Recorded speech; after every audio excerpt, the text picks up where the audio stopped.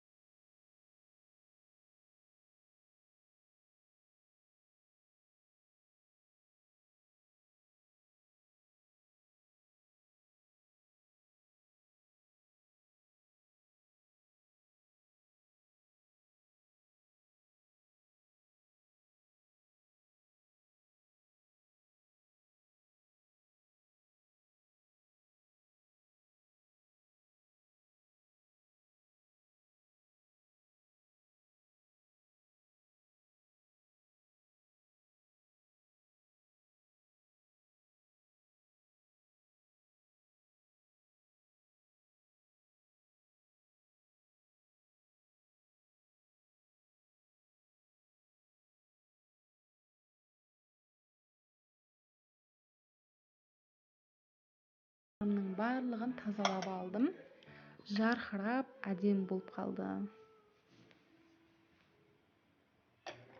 Өте оңай әдіс екен. Егер видео ұнаса, каналға тіркелеміз.